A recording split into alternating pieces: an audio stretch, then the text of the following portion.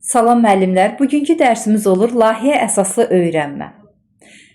Öyrənmə bu bir təlim modelidir. Söhbət öyrənmədən gedir. Necə edək ki, şagirdlər bilik və bacarıqlara həvəslə yiyələnsinlər. Bu bir təlim modelidir, şagird yönümlü təlim modelidir.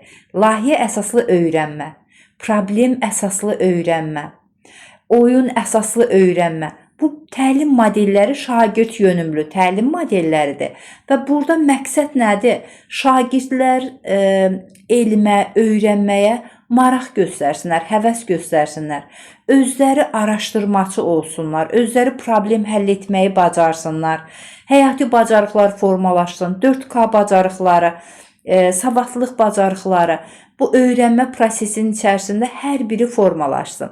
Deməli, layihə əsaslı öyrənmə təlim modeli şagird yönümlü təlim modelidir. Burada şagirdlər öz marağı ilə, öz istəyi ilə həyatda olan çətin məsələləri, problemləri müzakirə edirlər. O problemin həlli yollarını axtarmağa çalışırlar. Bu olur layihə əsaslı öyrənmə. Bunun tərifinə baxsaq, deməli,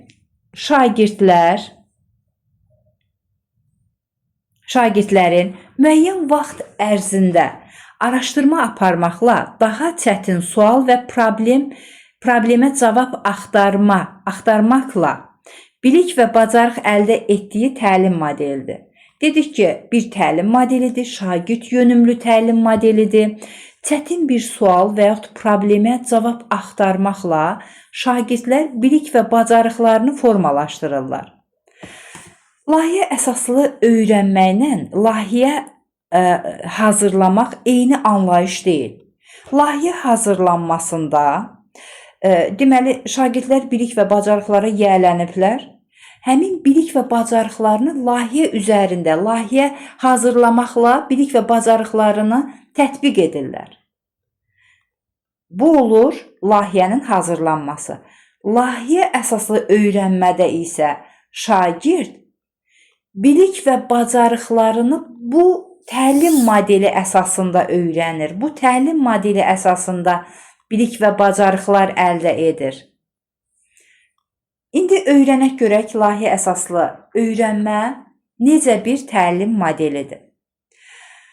Dedik ki, real həyatdan hər hansı bir problem götürülür, şagirdin öz marağı ilə, öz həvəsi ilə bu problemin həlli yolları axtarılır. Burada şagirdlər komanda halında, qrup halında işləyirlər və problemin yaranma səbəblərini araşdırırlar. Problemin yaranma səbəblərini araşdırdıqda müxtəlif sahələrdə məlumatlar toplanılır və bu fənlər arası inteqrasiya var. Deməli, burada fənlər arası inteqrasiya var layihə əsaslı öyrənmə təlim modelində. Şagirdlər həmin demək müxtəlif sahələr arasında biliklər toplayır, həmin bilikləri müzakirə edirlər, diskussiyalar aparırlar, bir-birlərinə konstruktiv rəy, əks əlaqə qururlar və şagirdlər birlikdə problemin həlli yollarını axtarmağa cəhd edirlər. Müəllim bu prosesdə scaffolding kimi iştirak edir. Müəllim öz konstruktiv rəyi ilə əks əlaqə quraraq şagirdi problemin səmərəli həll olunması üçün yönəldici suallar verməklə şagirdi doğru istiqamətə yönəldir. Şagirdə bələdçilik edir, fasilitatorluq edir. Layihə əsaslı öyrənmə bir neçə dərs müddətində ola bilər, hətta bir yarım il müddətində layihə əsaslı deməli, öyrənmə bir yarım il müddətinə qədər ola bilər. Demək, burada şagirdlər problemin həllini tapdıqda təqdimat hazırlayırlar, bir maket hazırlanır və bu təqdimat sınaqdan keçirilir, özləri təqdimatı yoxlayırlar, necə problemi necə çözmüşük, necə həll etmişik. o maketi yenidən öz aralarında sınaqdan keçirirlər, yoxlayırlar və sonda sinif qarşısında və yaxud sinifdən xaric təqdimatlarını edirlər. O deməli maketi irəli qoyurlar və təqdimat aparırlar. Burada şagirdlər öz işləri haqqında fikir yürüdəndə onlar yaşadıkları o hissləri də ifadə edirlər. Bu şagirdlər üçün daha böyük bir həvəs, daha böyük bir maraq yaradır. Problemin həll yolun birbaşa özü araşdırıb, özləri birlikdə müzakirə edərək tapıb, yəni şagirdlərdə öyrənməyə həvəs, maraq yaradıb. Şagirdlər problem həll etmə bacarığını şagirdlərdə formalaşdırıb. Deməli, layihə əsaslı öyrənmənin hansı xüsusiyyətləri var? Bu xüsusiyyətləri də öyrənək. Hansı xüsusiyyətləri var? Layihə əsaslı öyrənmədə mövzu şagirdin bilik, bacarıq və yaş səviyyəsinə uyğun olaraq müəyyənləşdirilməlidir. Müəyyən qədər çətin və məntiqli olmalıdır. Şagirdlər bu problemi həll etməklə ortaya real məhsul qoyurlar.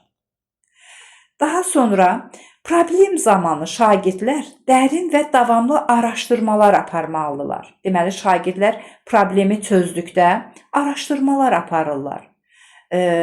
Davamlı olaraq bu araşdırmalar aparırlar. Məsələn, müxtəlif müzakirələrə qoşulurlar, yeni resurslar tapırlar, daim öyrənmə prosesində olurlar. Layihənin mövzusu həyatdan götürülür. Yəni, mövzu real həyatdan götürülmüş bir problemli mövzu olur. Şagirdlərin maraq dairəsinə uyğun olur və real konteksti əks etdirir.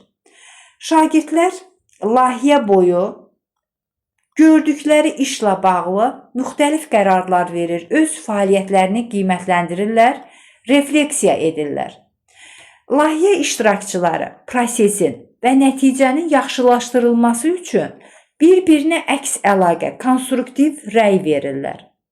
Şagirdlər və onlarla birlikdə çalışan müəllimlər tədqiqatın və layihənin səmərəliliyi, qarşılaşdıqları çətinliklər, onları necə həll edəcəkləri ilə bağlı müzakirələr aparırlar, fikir yürüdürlər.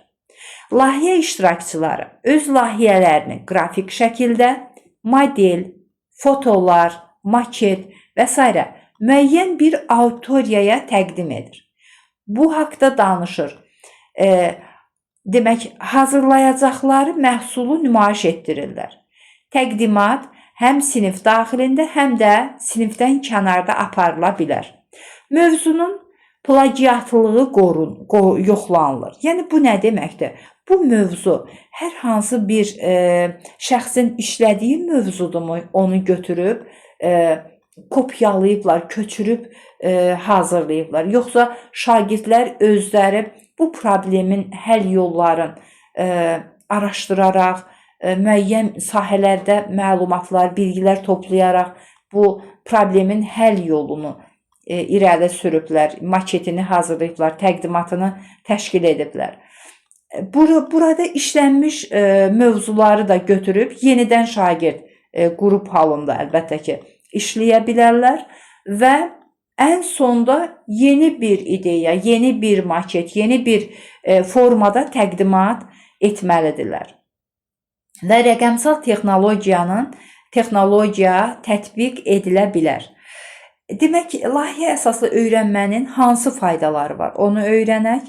Layihə əsaslı öyrənmədə şagirdlərdə ünsiyyət bacarığı formalaşır, araşdırma bacarığı formalaşır, problem həll etmə bacarığı, əməkdaşlıq bacarığı formalaşır, tənqidi və yaradıcı təfəkkür formalaşır. Yəni, şagirdlərdə 4K bacarığı formalaşır, həyati bacarıqlar formalaşır, savadlılıq bacarıqları formalaşır. Yadımıza salaq, 4K bacarıqları hansıları idi? Demək, kritik düşüncə, yəni tənqidi təfəkkür, kreativ düşüncə, yəni yaradıcı təfəkkür, kooperasiya, əməkdaşlıq, kommunikasiya, ünsiyyət.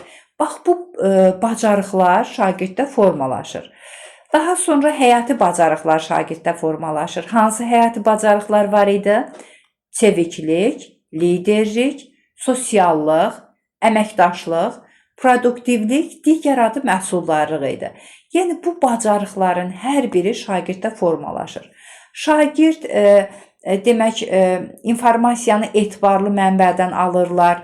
Burada informasiyanın etibarlığı, yəni media savadlılığı inkişaf edir, rəqəmsal savadlılığı inkişaf edir, informasiya savadlılığı inkişaf edir. Yəni bu bacarıqlar 21-ci əsr bacarıqları şagirdlərdə formalaşır. Dedik ki, layihə əsaslı öyrənmə bir neçə dərs prosesində aparıla bilər və bir yarım il müddətinə qədər aparıla bilər. Məqsəd nə idi? Məqsəd o idi ki, şagirdlər bilik və bacarıqları həvəslə öyrənsinlər. Qarşılarına çıxan problemlərin həlli yollarını axtarsınlar, axtarışda olsunlar, yeni biliklər və bacarıqlar əldə etsinlər və müasir dövr üçün yaşayışlarını asan, rahat qura bilsinlər. Tək savadlı olmaqla heç də müasir dövrdə yaşamaq asan deyil. Savadlı olmaqla yanaşı bilik və bacarıqlar, yəni həyati bacarıqlar, savadlılıq bacarığı, 4K bacarıqlar, 21-ci əsr bacarıqları da olmalıdır ki, dövrə uyğun, rahat işini qura biləsən, rahat yaşaya biləsən. Deməli, biz bugün layihə əsaslı öyrənmə təlim modelindən danışdıq. Bu, müəllim yönümlü yox, şagird yönümlü təlim modelidir. Və digər təlim modelləri də var ki, problem əsaslı təlim modeli, oyun əsaslı təlim modeli. Bu dərs mövzuları da növbəti dərslərdə öyrənəcəyik. Dərsimiz bu qədər müəllimlər. Əgər izahımız sizin üçün aydın oldusa, əməyə hörmət olaraq bəyənmə simgəsini basın, abunə olun ki, digər müəllimlər də bu bilgilərdən yararlana bilsinlər və şərhlərinizi yazmağı unutmayın. Növbəti dərslərdə görüşənədək əziz müəllimlər.